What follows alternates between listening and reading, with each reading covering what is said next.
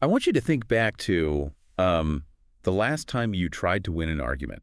Oh, we've all been there. Right, like maybe it was at a high-stakes board meeting and you're trying to get a project greenlit when literally everyone else is skeptical. Or, I don't know, maybe it was just across a table at a tense holiday dinner. Dealing with that one relative who always knows exactly how to push your buttons. Exactly, and you came prepared, right? You brought the spreadsheets, the historical statistics. Yeah. You laid out pure, cold, unassailable facts. You built the bulletproof case. You thought it was bulletproof, but did it actually work?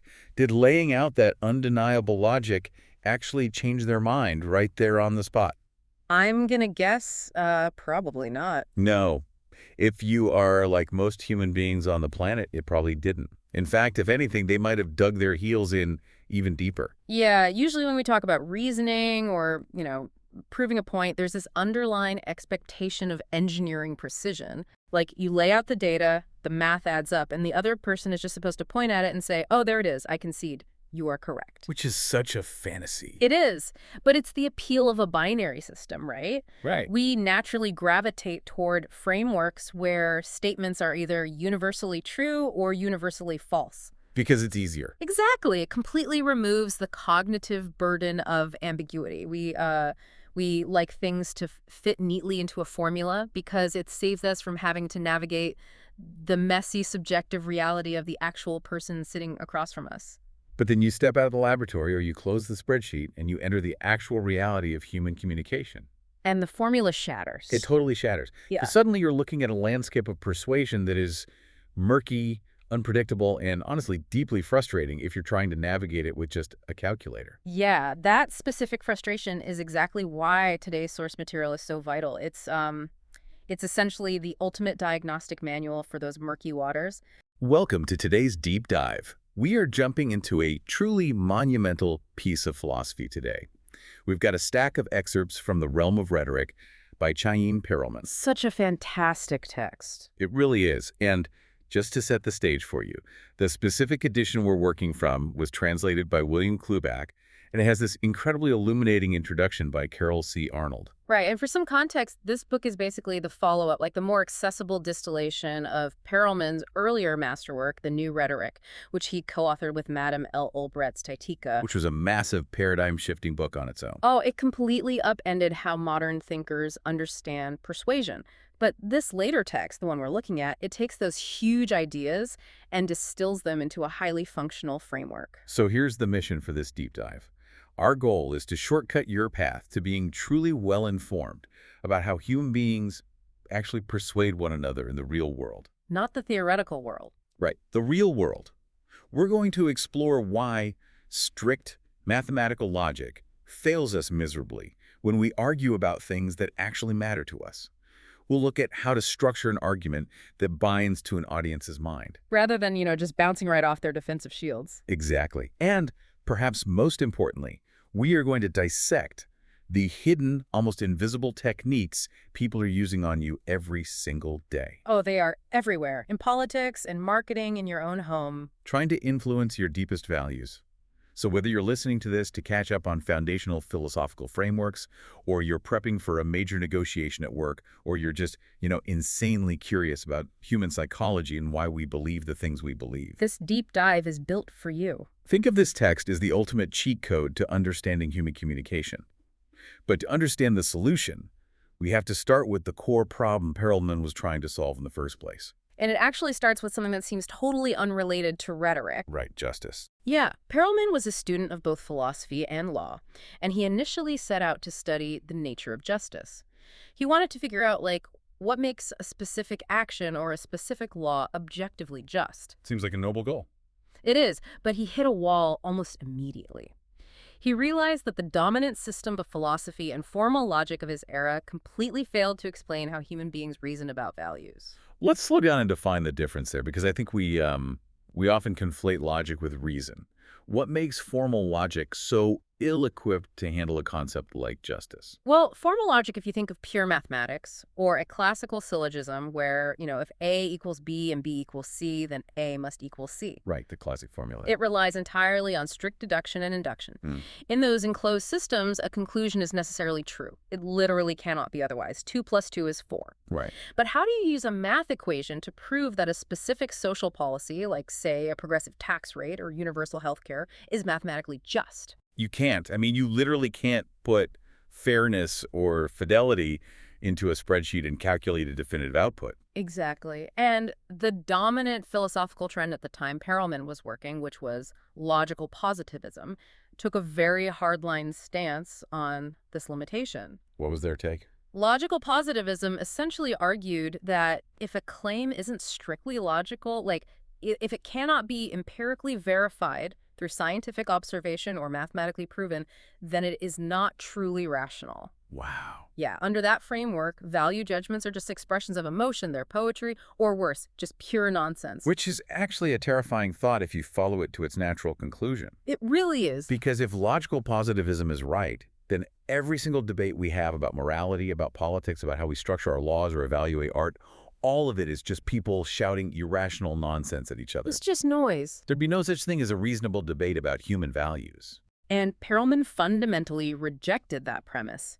He argued that equating the processes of practical, everyday argument with the rigid rules of formal logic is a massive historical mistake.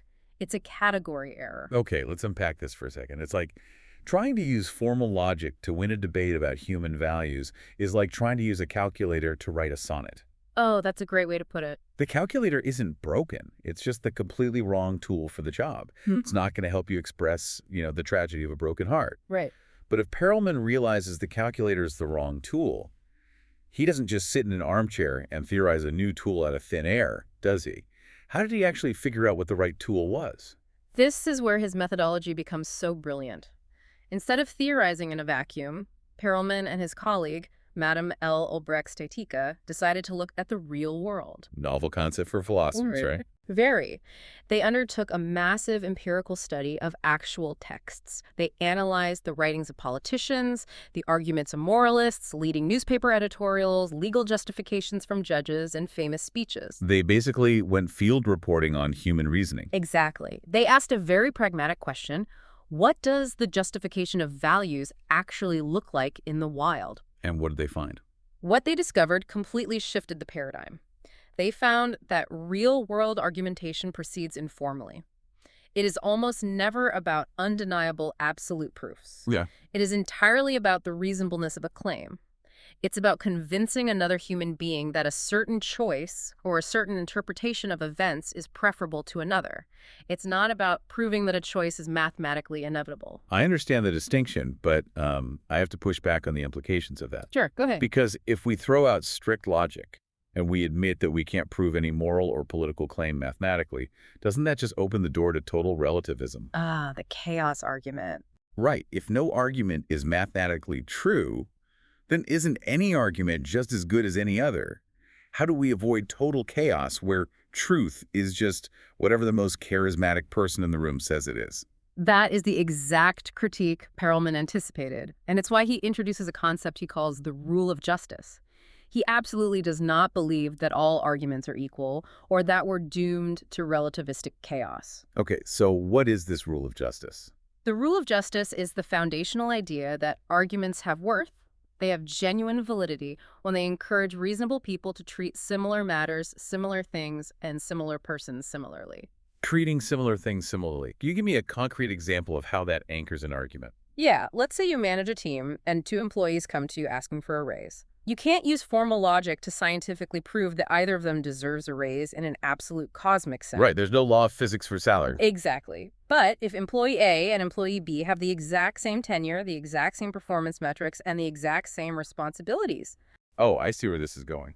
the rule of justice dictates that it would be unreasonable to give a raise to employee A and deny it to employee B without providing a relevant distinguishing factor. Oh, okay. So you might not be able to prove a moral claim with a calculator, but you can build an incredibly rigorous, robust argument by showing how it aligns with precedents. You show how it applies rules consistently without arbitrary exceptions. It's the difference between establishing what is necessary, which belongs to the realm of mathematics, and establishing what is reasonable, which belongs to the realm of humanity. You build a structure of reasonableness that a community can rely on. That reframing changes how you approach every disagreement. Because if arguments aren't mathematical proofs floating in a void, that means they have to be directed at someone. Always. A math equation doesn't care if anyone is looking at it. Like 2 Yeah. plus 2 is 4, whether I'm in the room or not. But an argument is inherently relational. It requires a target. And this moves us directly into Perelman's theory of the audience, which is where the psychology gets really fascinating. It is arguably the central pillar of his entire theory. So without an audience, the argument doesn't exist. Perelman asserts that in both rhetoric and dialectic, an argument always develops in terms of an audience. Without an audience, the concept of argumentation literally ceases to exist. And he's not just talking about standing on a stage with a microphone. Not at all. He notes that a speech must be heard, a book must be read, even if you were just agonizing over a decision in your own head. Like debating whether to quit your job or move to a new city. Exactly. You are still acting as your own audience. You are dividing your consciousness. The person advancing the reasons and the person receiving them happen to be the same person. But there is still a meeting of minds taking place. A meeting of minds. I like that. That meeting of minds is strictly indispensable. Perelman actually points to cultural maxims that illustrate this deep human need for an internal audience, like don't listen to the devil in you or laugh at the dark question. We are constantly engaged in dialogue. We really are. But what's truly remarkable is how much effort society puts into forcing these meetings of minds to happen externally. We don't just leave communication to chance. Right. Society actively mandates spaces for audiences to form. Think about the institutional structures of our daily lives. Sunday Mass is a highly organized, socially enforced weekly meeting between a priest and parishioners. Compulsory education laws guarantee that teachers have the physical presence of their pupils. We legally force children into a room to be an audience. That's a funny way to think about school. And the Constitution dictates the annual convening of Parliament to force the government to face the elected representatives. Even the legal system operates this way. We compel a defendant to show up in court, sometimes in handcuffs if they're completely recalcitrant, just to ensure the plaintiff has an audience for their litigation. Exactly. It's like society is fundamentally saying, we cannot function as a civilization unless we force you all into a room to listen to each other. And Perelman highlights the immense social weight behind this forced communication. It's not just about passing data back and forth like a computer network. To even engage in an argument with someone is to grant them a certain status. How so? It means you value their adherence. You value their mind enough to try and change it. Oh, that's interesting. And the reverse is also true, isn't it?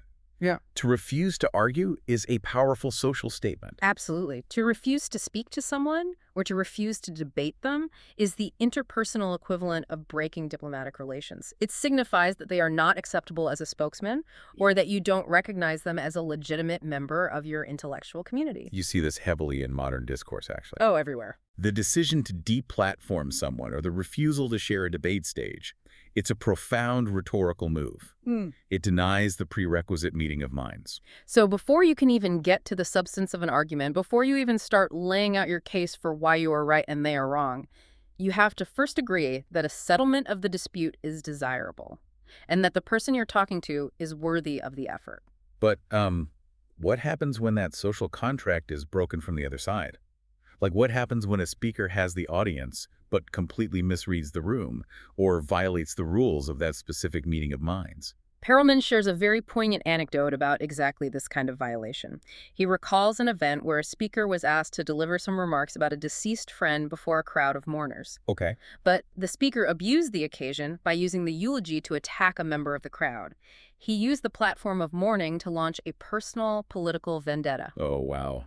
You can physically feel the cringe in that room just thinking about it. It's awful. But why is it so viscerally uncomfortable?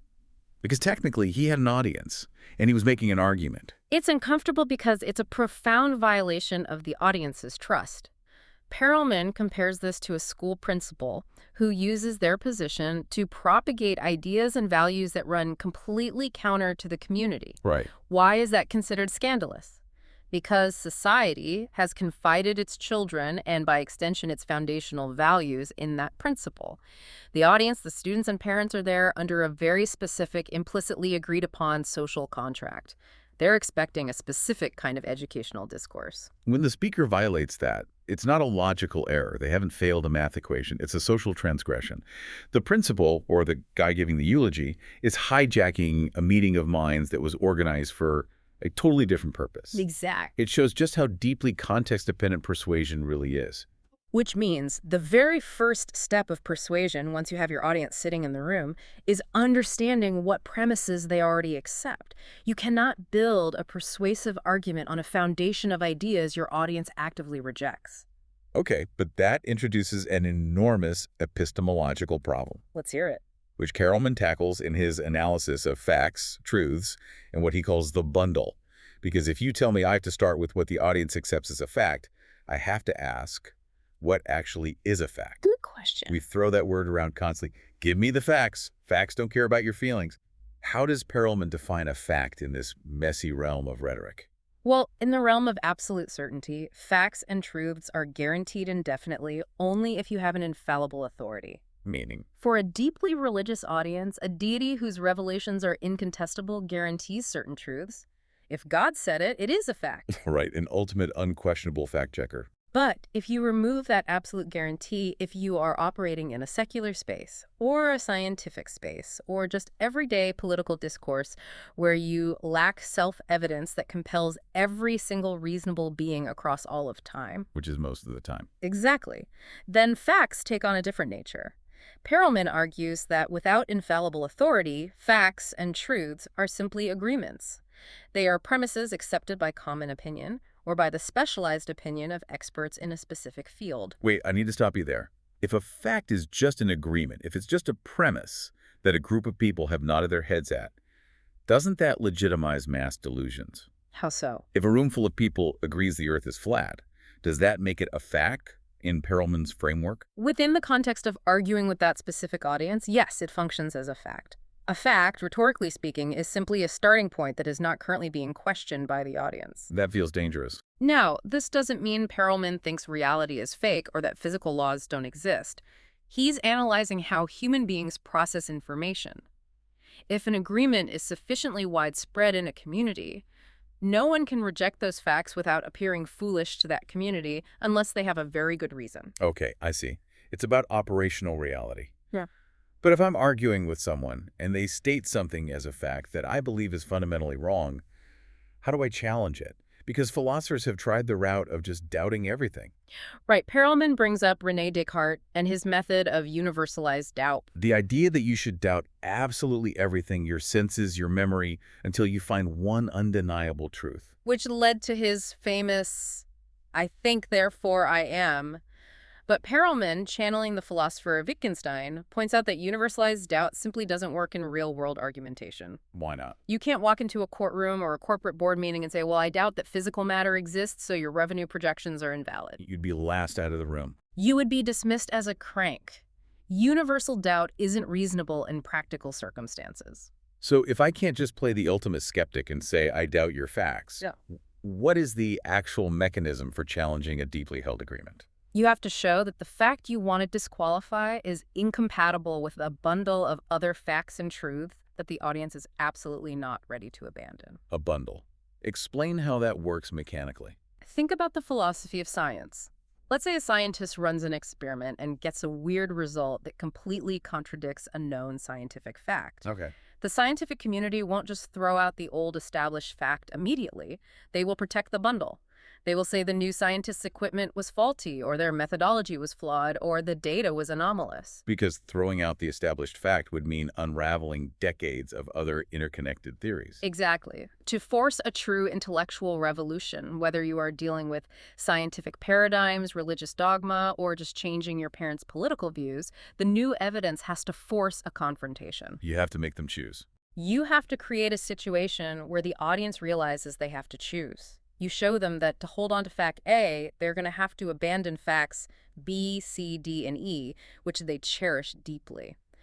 Only when the weight of the entire bundle is threatened do individual facts truly get redefined or discarded. Oh, wow, that explains so much about cognitive dissonance. When you try to change someone's mind on a core political belief, you aren't just attacking one isolated data point. You are threatening their entire bundle of reality. It's an existential threat to their worldview. Exactly. If they concede that one point to you, their whole worldview might start to unravel. So they fight you tooth and nail on the smallest detail. And this concept of the bundle connects directly to how Perelman categorizes values, which I think is one of the most useful tools in the entire book. Yes, he divides them into abstract values and concrete values. This is a brilliant distinction that clarifies so much of our social discourse. Abstract values are universal concepts: justice, truthfulness, the love of humanity. The big ideals. They're rules that are meant to be valid for everyone in all occasions. A great philosophical example is Kant's categorical imperative, the idea that you should only act according to a rule that you would want to become a universal law. Or Bentham's utilitarianism, which seeks the greatest good for the greatest number. They are big, sweeping, and fundamentally impersonal. They don't care who you are. The rule applies equally. Yes. Concrete values, on the other hand, are attached to specific, tangible entities: fidelity, loyalty, solidarity, honor. So it's more personal. Exactly. You aren't just loyal to the abstract concept of loyalty floating in the ether. You are loyal to your specific friend, your specific country, your specific family or institution. Certain virtues can only be comprehended in relation to concrete values. And Perelman notes that any robust argumentation relies on both. But usually a speaker will subordinate one to the other depending on what they're trying to achieve. He gives some amazing historical examples of this tension. Right, like Aristotle. Aristotle famously rated the love of truth, an abstract value, higher than his friendship with his mentor, Plato, which is a concrete value. The famous quote, "Plato is my friend, but truth is a better friend." Exactly. But then you look at Erasmus, the Renaissance humanist, who argued the exact opposite in a political context. What was his stance? Erasmus argued that an unjust peace which preserves the concrete value of human lives, families, and existing communities was preferable to the pursuit of pure justice, which is an abstract value that might require a devastating, bloody war to achieve. It's the constant agonizing tension of human morality. And Perelman observes a really insightful sociological pattern here regarding how societies use these values. Oh, this is fascinating. Conservative societies, meaning societies focused on preserving the status quo, tradition, and established institutions, tend to rely heavily on concrete values. They emphasize loyalty to the crown, fidelity to the church, honoring the founding fathers, protecting the family unit. Because concrete values inherently protect what already exists. They are defensive. Precisely. Abstract values, in contrast, serve much more easily as a basis for critiques of society. Revolutionaries, reformers, and societal critics rely on abstract values, universal justice, fundamental human rights, absolute equality to justify tearing down or heavily modifying the concrete institutions of the present. If you apply this to modern politics, it's like a decoder ring. Watch any election cycle. You will see politicians toggle between abstract and concrete values depending entirely on whether they are the incumbent or the challenger. It's so predictable once you see it. Right. The incumbent is almost always talking about loyalty to the nation, preserving our hard-won economic stability, honoring our institutions' concrete values. The challenger, regardless of their political party, is always talking about universal fairness, sweeping systemic change, and the pursuit of ultimate justice abstract values. It's like they're unconsciously running Perelman's playbook. And Perelman points out a fascinating philosophical loop regarding how human beings have historically anchored these values, specifically looking at the concept of God. There is a constant back and forth movement of perspectives when theologians try to establish the ultimate bundle of values. The chicken and egg problem of divine morality. Right. Ask yourself, are values valuable because they are dictated by God? If you take that view, God is the supreme concrete value, a specific, identifiable being whose sheer will defines what is good. If God says it is good, end of story. But the opposing perspective flips the hierarchy. It asks, is God perfect because he perfectly embodies the true, the good, and the just? In this view, abstract values like truth and justice exist independently as ultimate realities, and God is simply the ultimate model of them. Which puts the abstract value above the concrete God. Descartes wrestled with this exact problem. He concluded that God couldn't deceive us because deceit is an imperfection, and God, by definition, is perfect. Notice what Descartes did there. He used an abstract concept of perfection to define and constrain the concrete nature of God. It just shows how deeply malleable these foundational premises are. Okay, so we have mapped the terrain. You have your audience. You understand the social contract of why you are speaking to them. You know their bundle of facts, and you know whether you need to pull on their abstract or concrete values. The foundational work is done. Now we get to the actual mechanics. How do you actively synthesize these raw elements in the listener's mind? How do you make the argument stick? This brings us to what I think of as the chemistry of persuasion, the concepts of presence and liaisons. Presence is a wonderful, highly practical concept. Perelman borrows this from the French psychological sense of being made physically present to the mind. Like visualizing it. It is not enough to just state a fact logically. An arguer must give their ideas presence. They must highlight them, emphasize them, and bring them to the absolute forefront of the audience's consciousness. Carol C. Arnold, in his introduction to the text, relates this to Gestalt psychology. An idea must be made a figure that pops out against the background noise. If you were giving a presentation and you just list 20 valid statistical facts in a monotone voice on a dense PowerPoint slide, none of those facts have presence. The audience will forget them the moment you change the slide. Giving an idea presence isn't just a matter of theatrical delivery, though. Tone, repetition, and visual aids definitely help. It is a structural, argumentative necessity. Why is it necessary? Because human attention is limited, you are forcing the audience to focus entirely on the specific elements of their bundle that support your conclusion, while letting the conflicting, inconvenient elements fade into the background. You are actively managing their cognitive load. Okay, so you've highlighted the ingredients, you've given them presence. Now you have to actually mix them together so they form a conclusion. And that is where liaisons come in. Why do we need a special term for this? Why can't we just say we are linking facts together, like links in a metal chain? Because the metaphor of a metal chain implies mathematical necessity, and as we've established, language is inherently ambiguous. Words have multiple meanings, contexts shift, cultural interpretations vary. You cannot build an iron chain out of ambiguous language. If one link in a logical chain breaks, the whole thing falls apart. So instead of iron links, speakers must establish liaisons relationships among concepts. I love the linguistic root of this word. When you dig into it, it explains the whole theory. Yes, the word liaison implies a contact and intimacy between groups or ideas. But in French cookery, which was Perelman's cultural backdrop, a liaison also refers to a thickening agent. Like whisking eggs or cream into a broth to turn it into a rich sauce. Exactly. You aren't permanently locking ideas together with titanium bolts. You are placing them in contact, making them intimate, thickening them together so they form a cohesive, satisfying whole in the mind of the audience. So if you are a listener trying to apply this, it means you can never just throw raw ingredients, facts, statistics, logical propositions at an audience and expect them to digest it. It just won't work. You have to actively whisk those facts together with their existing beliefs, tying their concrete values to your abstract goals, using rhetorical techniques to thicken the sauce so the ideas bind to one another. If your rhetorical sauce is too thin, the argument separates, the audience's natural skepticism takes over, and they don't buy it. Argument is culinary, not architectural. You are blending, not building. Let's drop the cooking metaphor for a second and actually look at the specific techniques Perelman identifies for creating these liaisons. He categorizes these brilliantly, and the first major category is what he calls quasi-logical arguments.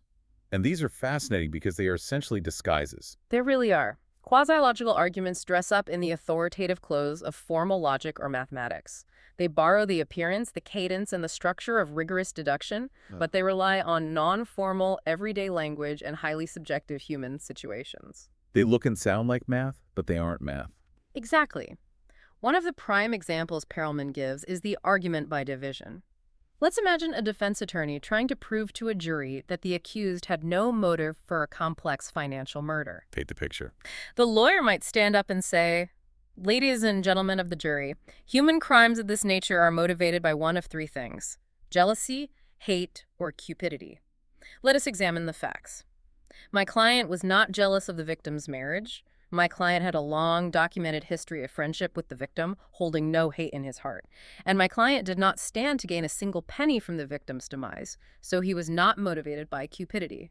Therefore, by process of elimination, He had no motive. It sounds incredibly rigorous. It sounds like they've mathematically divided the entire surface area of human motivation into a three-part pie chart, systematically eliminated each slice, and left an empty plate. It's very persuasive. But wait, if a lawyer is just making up a fake math equation to categorize human emotion, why wouldn't the opposing counsel or the jury immediately see through that as a cheap trick? Because it offers immense cognitive comfort, and human beings crave structure.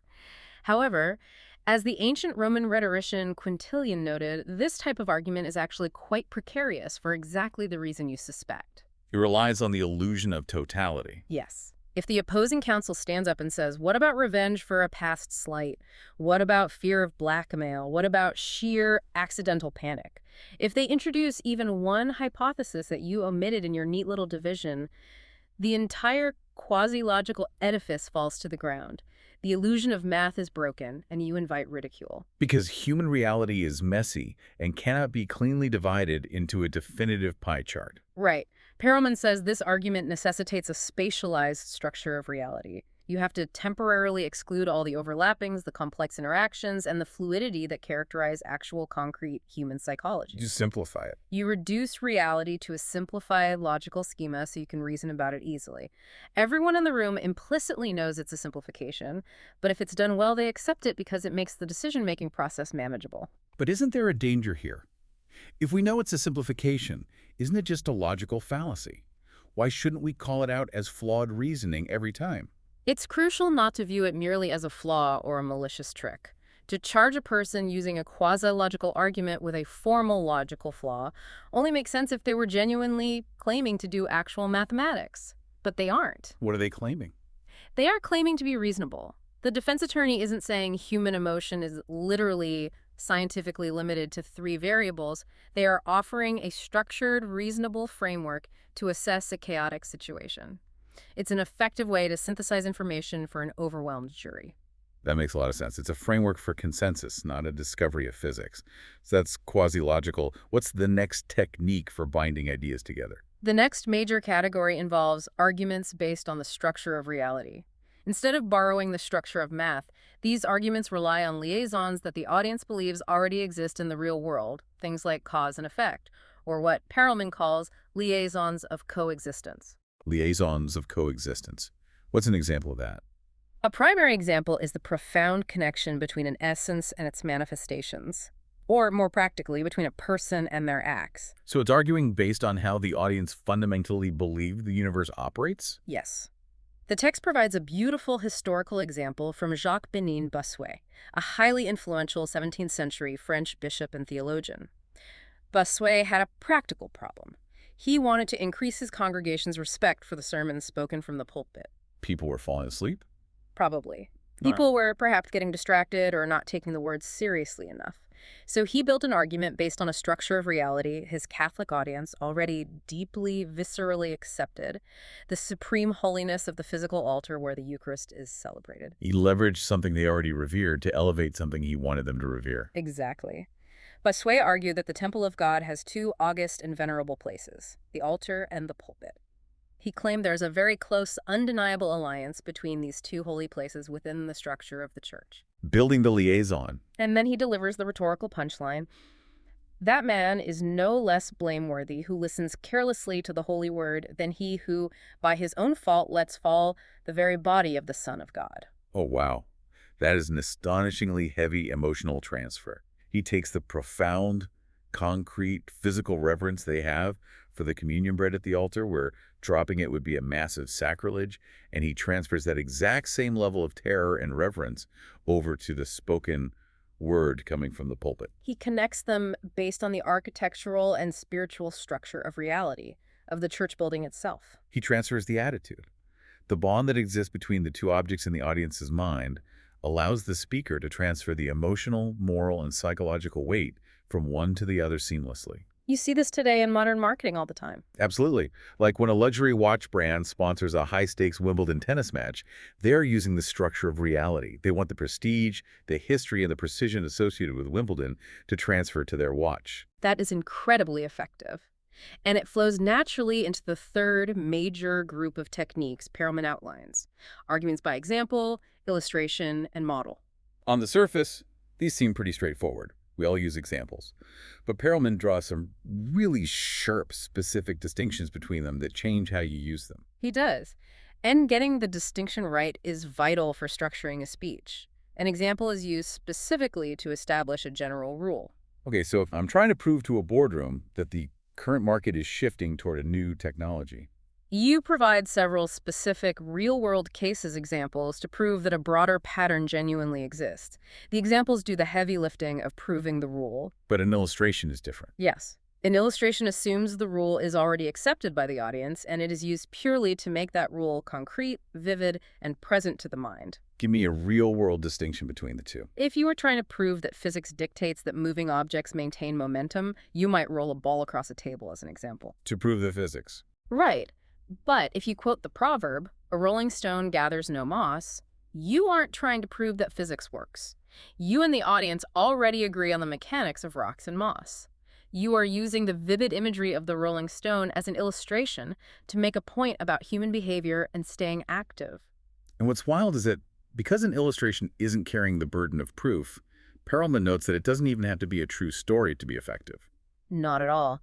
Rhetorical effects can be drawn powerfully from totally fictitious cases.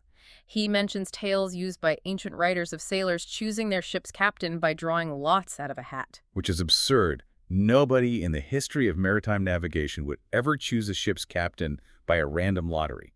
It would be guaranteed suicide in a storm. Exactly. The story is intentionally comically absurd. Ancient philosophers used this fictitious illustration to ridicule the Athenian democratic rule of choosing their civil magistrates by random lot. They weren't claiming sailors actually did this. No, the fictitious illustration vividly highlighted the absurdity of the political system they were critiquing. It paints a picture that logic can't compete with. Perelman also points to Mark Antony's famous funeral oration in Shakespeare's Julius Caesar as a masterclass in this, right? Yes, the famous line, "Brutus is an honorable man." Antony uses an illustration that is intentionally, glaringly inadequate to the rule he keeps stating. How so?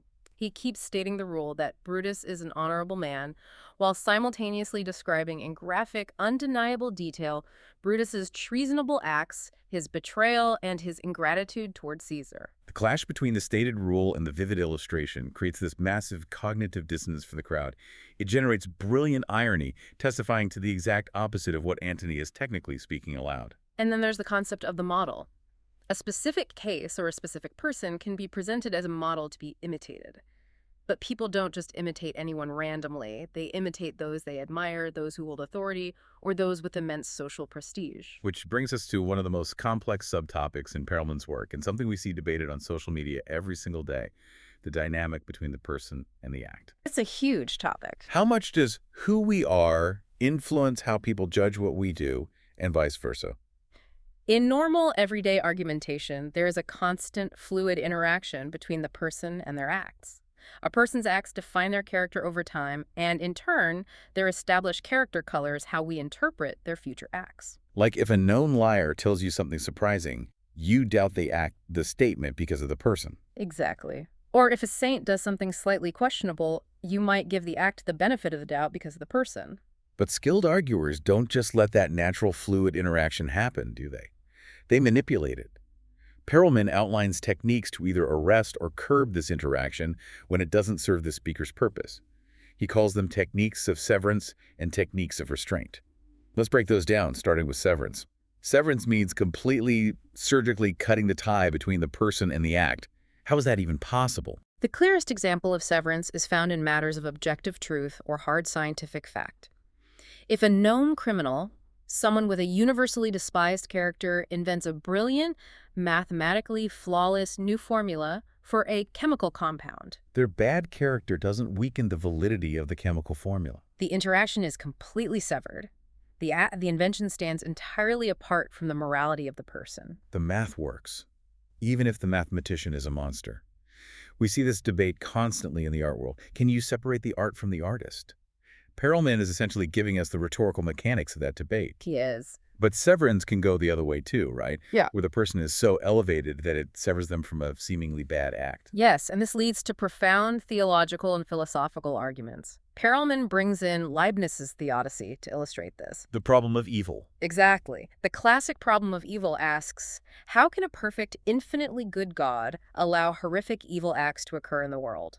Leibniz uses a massive technique of severance to protect the image of the person God. How does he do it? He argues that the tragedies and horrors which appear as evil are only appearances limited by our human perspective. When weighed against the absolute infinite perfection of God's overarching plan, these apparent evils shrink to nothingness. The infinite perfection of the person is so massive that it completely severs the negative impact of the worldly acts from tarnishing him. That is a heavy rhetorical lift. But usually we don't go to the extreme of total severance. We use techniques of restraint. Restraint is much more common in daily life. Restraint doesn't completely arrest the interaction between person and act, it just curbs it, it slows it down. This is the fundamental mechanism of prejudice or of strong positive preconceptions. Give me a practical example of restraint. If you have a highly favorable, deeply held opinion of a political leader and they do something that seems objectively bad or corrupt, you likely won't immediately change your view of them. No, you'll make excuses. Instead, you will use restraint to interpret their act in a way that conforms to your preconception. You might say, well, they must have been given bad advice by their staff, or they were forced into making a tough call by the opposition. You restrain the negative act from traveling up the chain to damage your core image of the person. We do this constantly. We run cognitive interference for the celebrities, politicians, and family members we like. We shield the person from the act. And conversely, if someone we hate does something genuinely good, we use restraint to say they only did it for a photo op. We refuse to let the good act improve our view of the person. It's fascinating how predictable we are. Very predictable. Speaking of elevating certain people or concepts, there is one more technique in this section we have to dissect because it is so pervasive. The double hierarchy argument. This is an incredibly powerful structural tool. A double hierarchy argument takes an accepted hierarchy that the audience already believes in, for example, the belief that gods are superior to humans, and uses it to forcefully establish a second, parallel hierarchy of acts or values. How? Aristotle explicitly documented this mechanism. He stated that an attribute or an act is more desirable if it belongs to a more honorable subject. So, because a god is superior to a human, the law dictated by a god must automatically be superior to the law drafted by a human legislature. Exactly. Divine laws over human laws. The eternal soul over the temporary physical body. True philosophical knowledge over mere sensory semblance. It's everywhere in philosophy. Perelman references the philosopher Plotinus, who utilized this brilliantly. Plotinus argued that since sensible objects, physical, material things, are the lowest forms of being in the cosmic hierarchy, the mandatory rule for conducting oneself is to stand away from them and approach the one, the highest spiritual reality. The established hierarchy of existence dictates a new hierarchy of human behavior. Right. And we use this in totally mundane, non-philosophical ways too. The text mentions how we scold children. If a kid is making a mess at the dinner table, a parent might say, "Don't behave like a wild animal, act like a grown-up." It's a perfect example. The parent is relying on the implicit, unquestioned hierarchy that adult humans are socially superior to animals to enforce the secondary hierarchy that polite table manners are superior to throwing mashed potatoes. But Perelman issues a crucial structural warning here.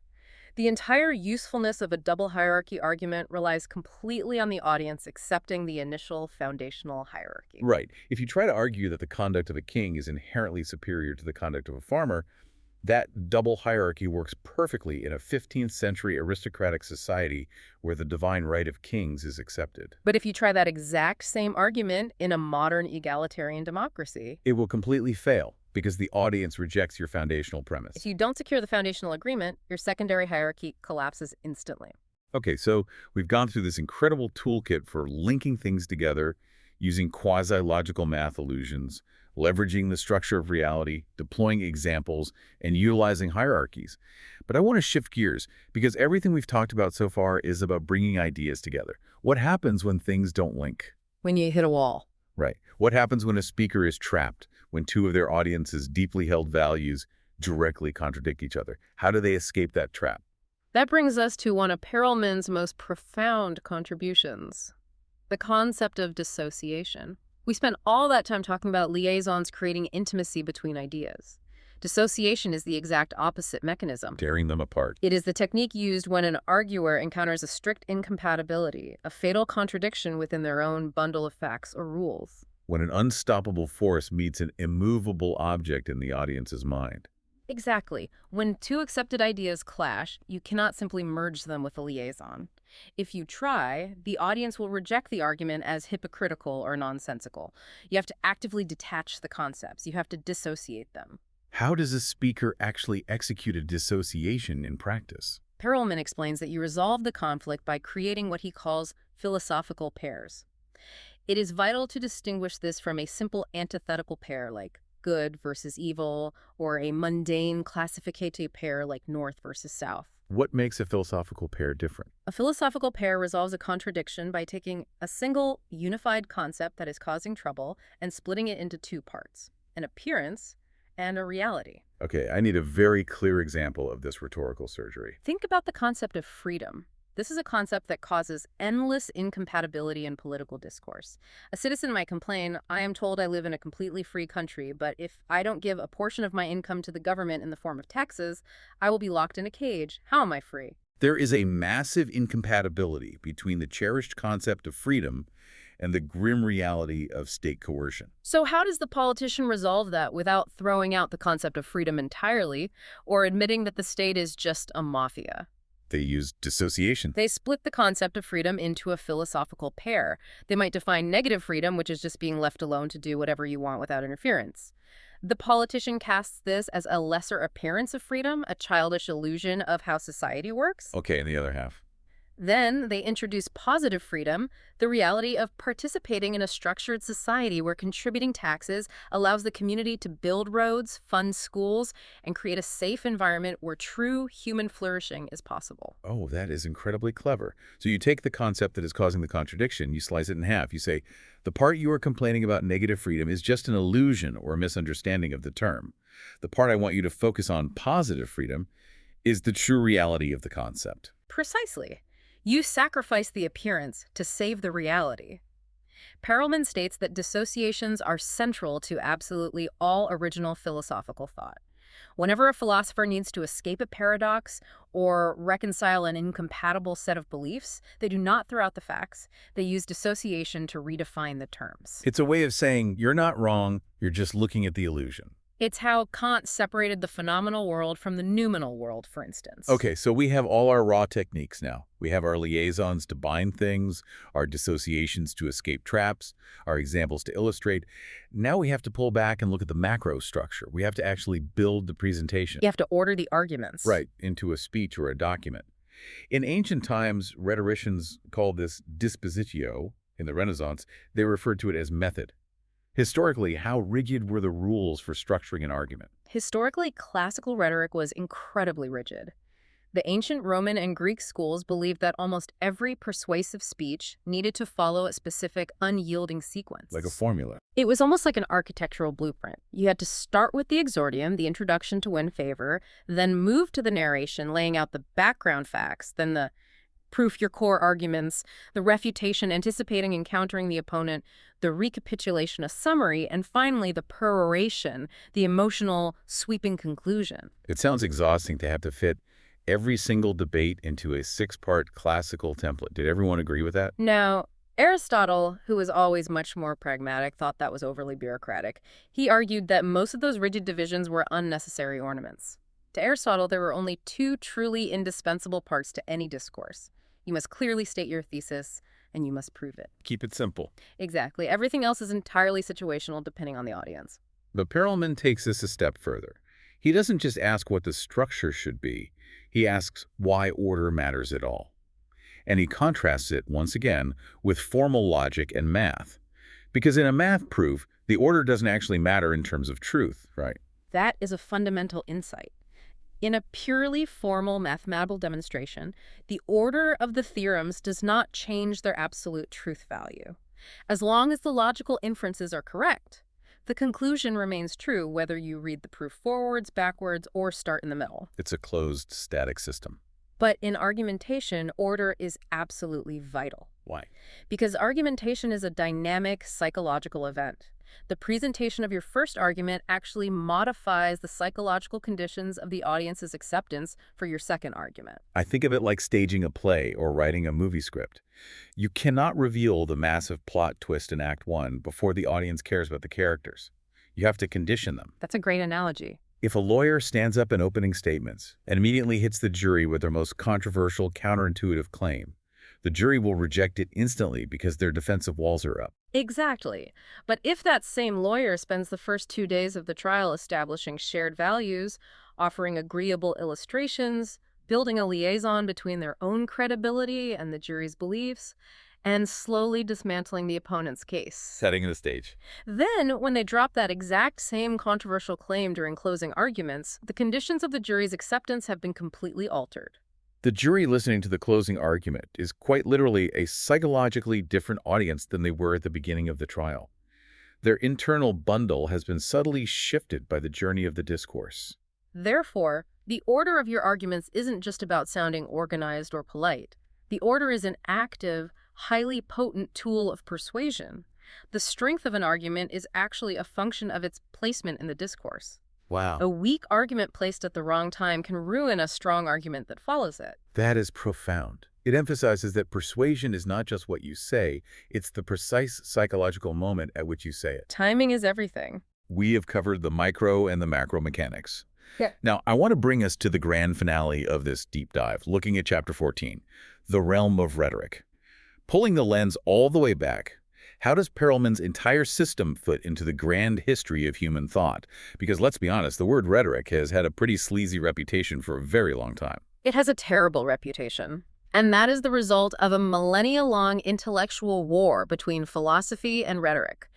Philosophy historically defines itself as the noble search for impersonal, absolute, objective truth. And rhetoric. Rhetoric, on the other hand, is defined as the art of seeking to make certain opinions prevail over others. The noble pursuit of truth versus the manipulative art of persuasion. Exactly. And Perelman traces the origin of this war all the way back to the pre-Socratic Greeks.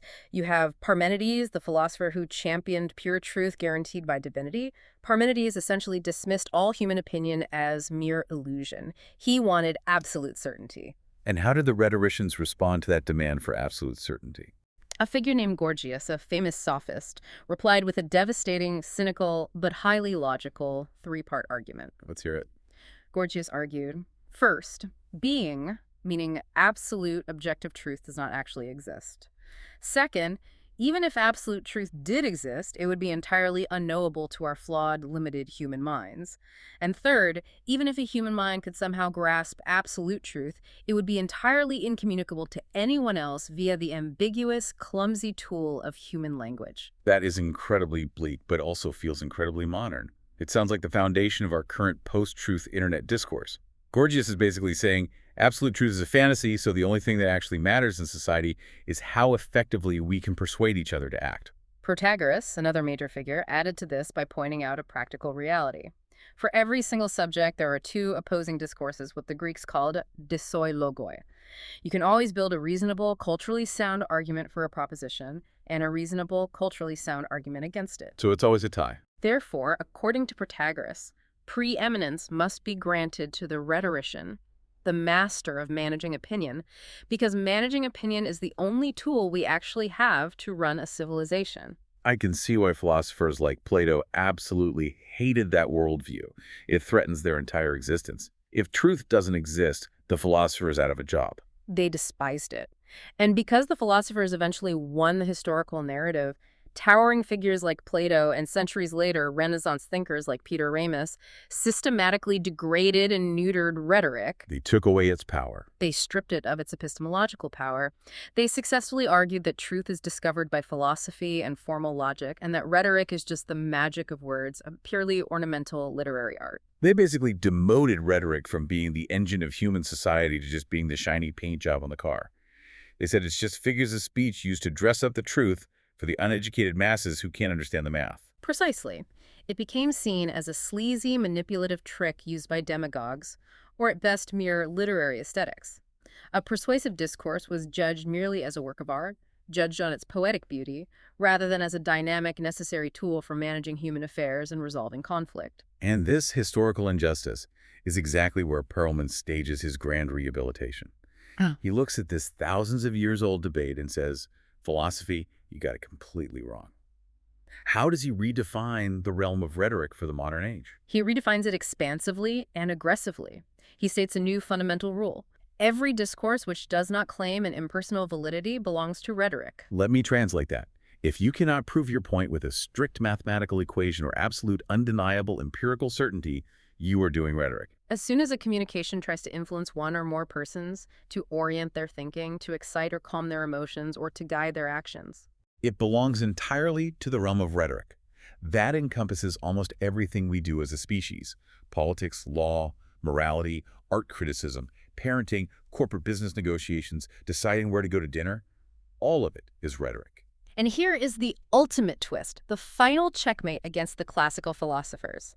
Perelman argues that philosophy itself must use rhetoric. Wait, really? Yes, a philosopher cannot just point to a self-evident truth and expect everyone to bow down, because a philosopher's perspectives, their starting premises, and their choices of what is essential versus what is accidental in their theories do not compel everyone automatically. You have to convince people. To win over an audience to their specific philosophical system, a philosopher must use analogies, metaphors, dissociations, and liaisons. So even the philosopher who writes a massive book claiming to hate rhetoric is secretly relying entirely on rhetoric to convince you to agree with him. It's inescapable. It is the water we swim in.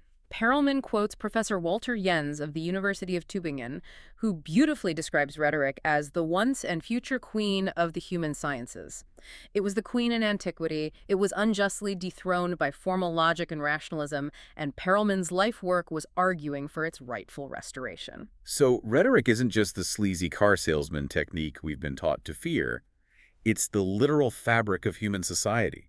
It's how we figure out how to live together without killing each other over our subjective differences. If we want to connect this to a highly practical reality, Perelman contrasts the discipline of philosophy with the discipline of law to make this point clear.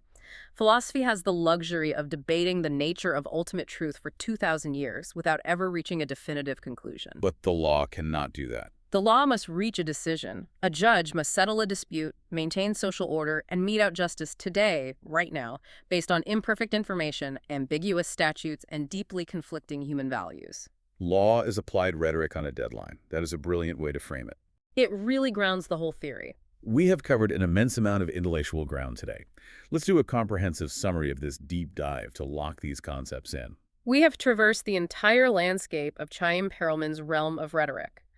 We began by shattering the persistent illusion that human arguments about values, morality, or politics can be solved by formal mathematical logic. They simply cannot. We established that because we can't use math, an argument absolutely requires a meeting of minds, an audience. And to move that audience, you must start with their accepted premises. You have to understand the specific bundle of facts and the hierarchy of abstract and concrete values that your specific audience already holds dear. We explored the delicate chemistry of persuasion. We discussed how an arguer must actively give their chosen facts presence, highlighting them to manage the audience's cognitive load.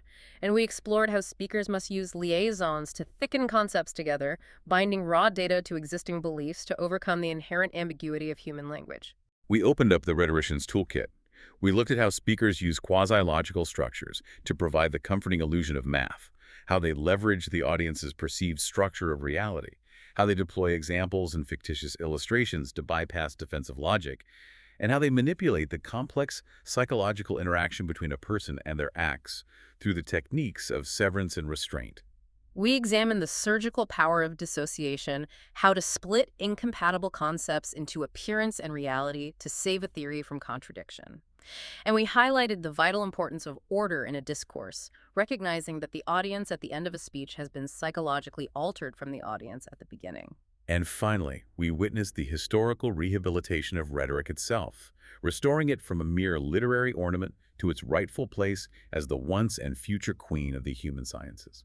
Which brings us to the ultimate unifying takeaway from Perelman's monumental work. The highest form of rational discourse in everyday human life is not formal logic. It is argumentation. Argumentation lives in the vital liminal space between the strictly mathematically necessary and the completely chaotically arbitrary. It's the space where we actually live. It is how we build a reasonable world together. So, to circle all the way back to where we started, that frustrating argument at the board meeting or the tense holiday dinner, next time you find yourself entirely convinced by a political speech, a brilliant marketing campaign, or a friend's pitch, ask yourself a critical question. Did they actually prove it to you with undeniable mathematical certainty?